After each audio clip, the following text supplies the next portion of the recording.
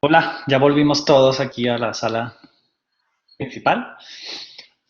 Entonces, bueno, la idea es que ahora una persona de cada grupo nos cuente cuáles han sido las principales conclusiones. ¿Listo? Entonces empezamos con el nivel social. Nicolás Lozada, ¿tú quieres compartirnos entonces?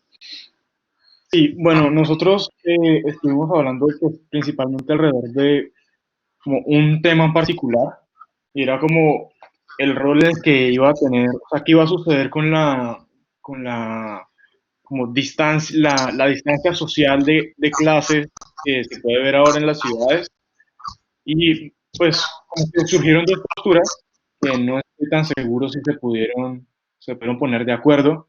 Y es que, por un lado, estábamos los que pensábamos que las, la situación de como diferencia y cómo eso afectaba a las personas no iba a cambiar mucho, que pues nosotros en este momento, pues antes cuando podíamos habitar la ciudad por completo, pues era mucho más fácil que, digamos, las clases privilegiadas incluso habitando otros espacios, pudieran ver las injusticias sociales de primera mano. Y aún así, las mismas como dinámicas de poder reforzaban esas injusticias.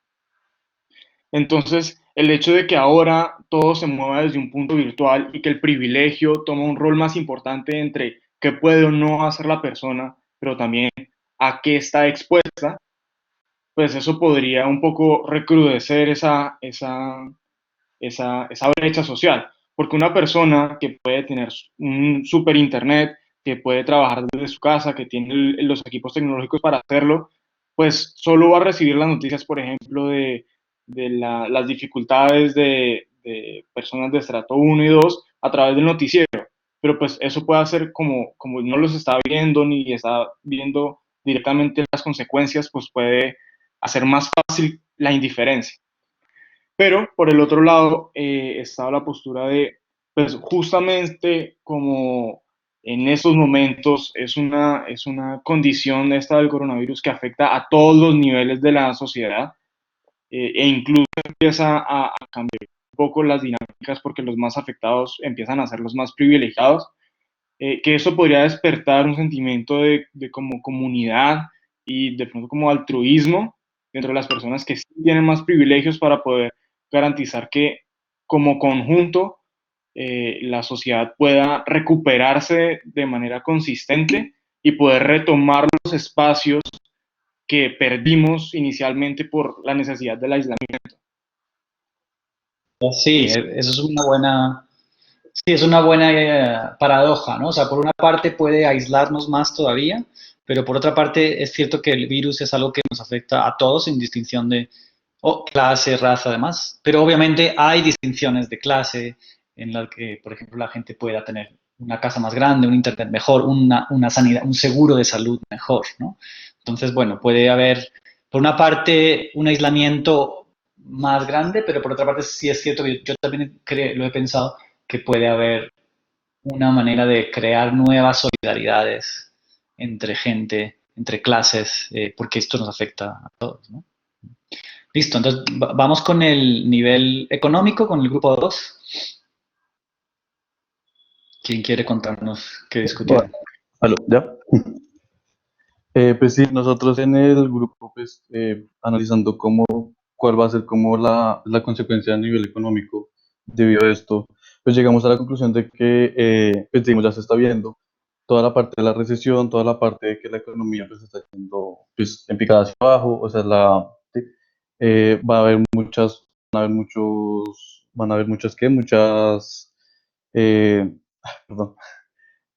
O sea, todo esto va a ser afectado negativamente, pero también analizamos y dijimos como que eso también va a dar pie a replantear y a repensar, o sea, la economía, cómo se percibía anteriormente y cómo se puede pensar en un futuro. Analizamos y dijimos, estudiamos como la postura de varios países sobre la renta básica universal.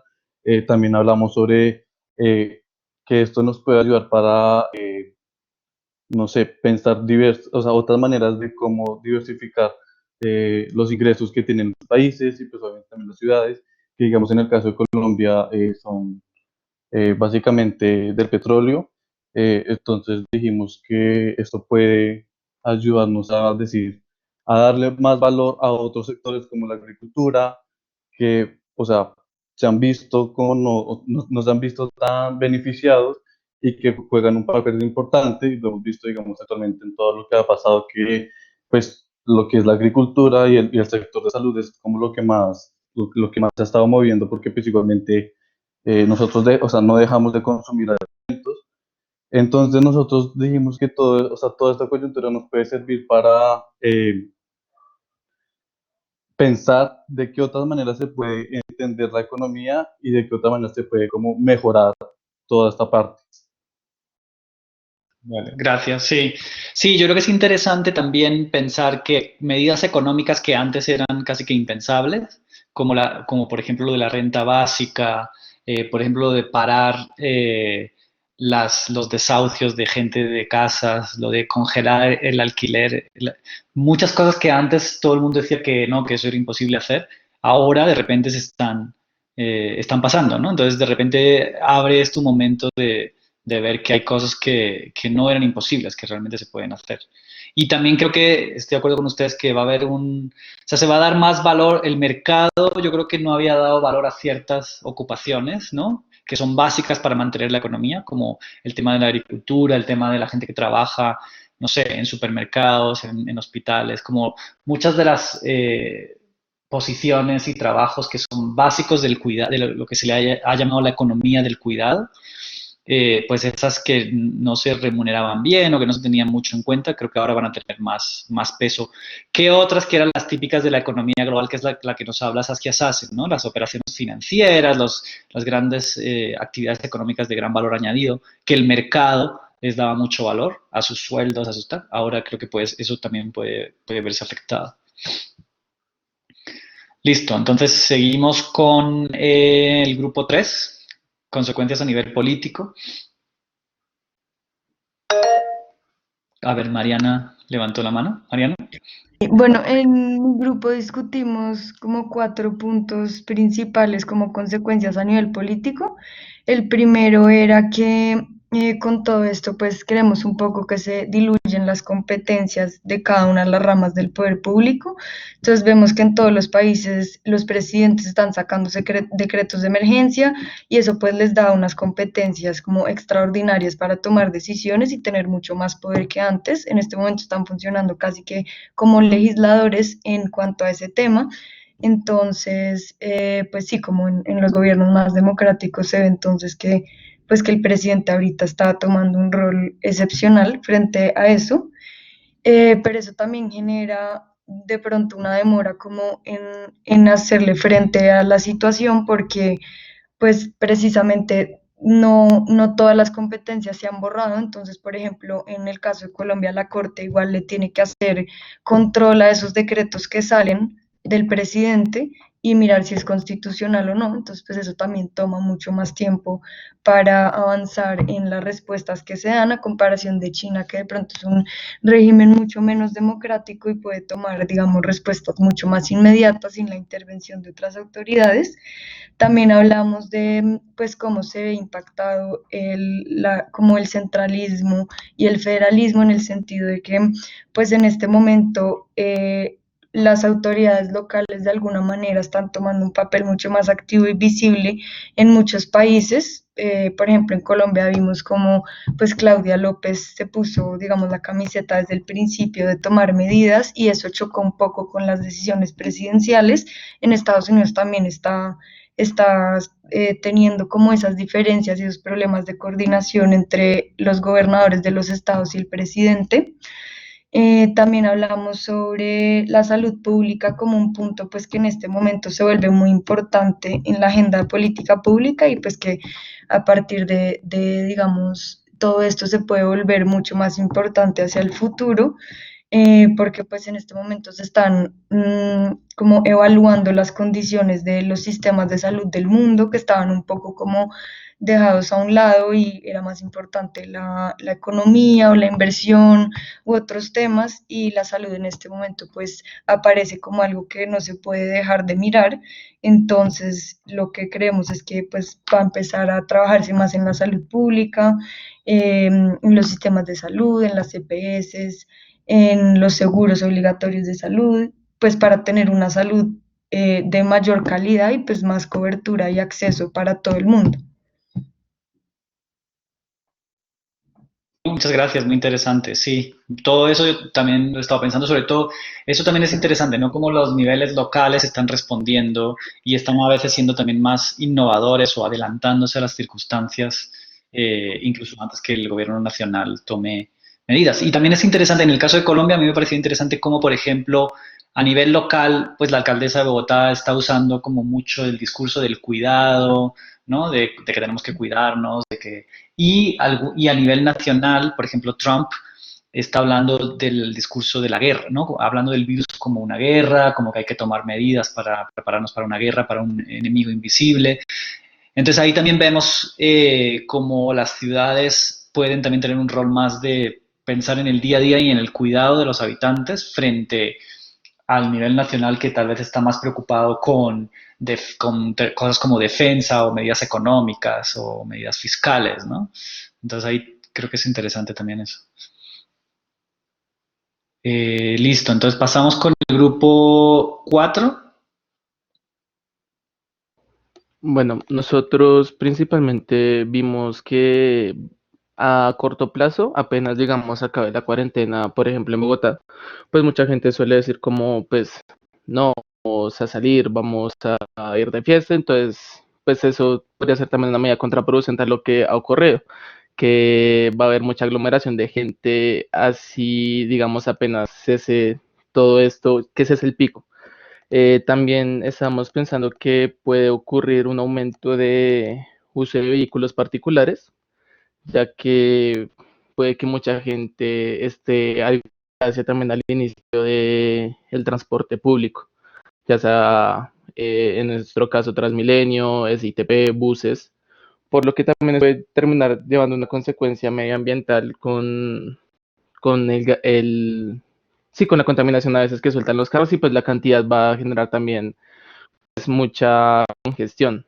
Pero también una de las principales consecuencias que estábamos pensando era la de el viaje, la movilidad como internacional, ya que países que pueden vivir del turismo, que tengan grandes ingresos del turismo, van a tener que tener como medidas más estrictas para la entrada o salida de los países y a su vez pues no van a permitir que mucha gente pueda, digamos, viajar. Incluso también esto puede en parte aumentar tal vez un poco la xenofobia de gente que sea como, no, si vienen los chinos ellos pueden tener más virus o etcétera. Entonces eso pues fueron como los principales aspectos que nosotros vimos.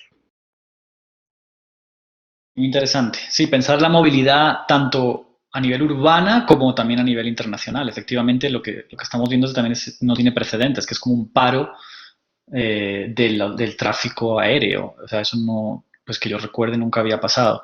Entonces, eso va a afectar mucho a los países que tienen, sí, que dependen del turismo. Y a nivel urbano, sí, yo creo que va a haber ahora, y ya lo estamos viendo, ¿no? Hay como una demonización de la gente que está usando Transmilenio, porque entonces se van a contagiar y demás, pero eso también va a tener unos efectos si la gente no puede usar o no quiere usar transporte masivo, entonces pues se vuelve muy complicado buscar una alternativa para moverse en la ciudad, porque si todo el mundo usa carros individuales o por familias, pues se vuelve insostenible, ¿no? Entonces va a haber que también pensar qué significa esto para el transporte público y cómo pensar en un transporte público que pueda adaptarse a este tipo de emergencias. Bueno, vamos con el último grupo. Nadie se metió en el grupo 5, no entiendo por qué, porque creo que eso también va a ser una de las consecuencias más graves y es como veíamos con Jane Jacobs y la gente empieza a tener miedo de usar el espacio público, pues el espacio público es justamente donde se construye ciudadanía, donde se construye la ciudad, donde se dan los encuentros con la diferencia, con la gente diferente, con las clases diferentes. Entonces, el miedo a usar el espacio público yo creo que va a tener también consecuencias muy fuertes de cómo pensarnos en una ciudad de manera colectiva y en donde nos encontramos en la diferencia. Pero bueno, vamos con el grupo 6. ¿Qué consecuencias tendrá esto para poblaciones marginadas? Luis Alejandro Mora. Pues nosotros hablamos primero bueno, en primera instancia... No se escucha bien, ¿puedes acercarte un poquito más al micrófono o darle más volumen? ¿Ya? Sí, creo que ahora mejor. Ok. Entonces, lo primero como que hablamos es que, como en una primera instancia, las poblaciones marginales pueden estar, digamos, protegidas por su naturaleza del contagio, que era lo que decía en una de las diapositivas, que las poblaciones que estaban menos conectadas con la ciudad global eran las que estaban menos contagiadas, y por eso, por ejemplo, los índices de contagio en África son mucho más bajos que los de países como Italia o España, obviamente. Eso en una primera instancia, pero lo otro que decía, digamos, la OMS es que el contagio va a ser inevitable y al final muchas personas se van a contagiar. Sí, lo que decía otro grupo, no, el virus no va a tener como distinción de clase ni nada. Y ya en ese punto, las poblaciones marginales sí se van a ver muy afectadas, digamos, primero porque, o por lo menos aquí en Colombia, un grueso de la población, más del 50% creo, no estoy seguro, pertenecen o más bien, llevan a cabo labores de trabajo informal. Entonces no tienen condiciones de aseguramiento social, no tienen salud, no tienen pensiones, entonces su estabilidad económica es mucho más débil y van a estar mucho más desprotegidas y posiblemente puede que constituyan un grueso del número de muertos, por ejemplo, porque no van a poder acceder a la salud. Eso por un lado. Por otro lado, digamos, como consecuencia de la pandemia en las ciudades globales, puede ser que las ciudades globales se den cuenta que como que las dinámicas que las sustentan son muy susceptibles a este tipo de cambios, donde digamos las economías locales, como lo que se está viendo, de la agricultura local, de las economías, de las industrias locales, son las que pueden, digamos, salvar localmente a los países de esta desconexión que se está generando. Entonces tal vez de pronto las ciudades globales se redefinan o se reconfiguren para conectarse más con las zonas, con los regionalismos, para de pronto pararse más fuerte ante este tipo de situaciones que las hacen muy susceptibles. Y creo que eso fue todo, más o menos. Listo. Sí, interesante. Y también, también tener en cuenta que tiene efectos también a nivel económico, ¿no? Muchas de estas poblaciones están viviendo del día a día, de la informalidad, entonces cuando se para todo, pues no hay ingreso económico. Entonces ahí es cuando es más importante conectarlo con lo que hablábamos a nivel económico, de medidas como establecer una renta básica universal, por ejemplo, que antes eran como casi que impensables, ahora de repente se están empezando a convertir en una necesidad, porque cómo lidias con una población que no está teniendo acceso al ingreso, que como muchos dicen, no saben si es peor morir del virus o morirse literalmente de hambre, ¿no? Entonces eso va a implicar nuevas medidas también económicas, repensar, pues realmente esta pandemia va a implicar repensar la ciudad y también el Estado y obviamente pues la economía. Bueno, pues chévere, creo que funcionó bien el ejercicio. Vamos a pasar ya como a la última parte de la clase, entonces, bueno,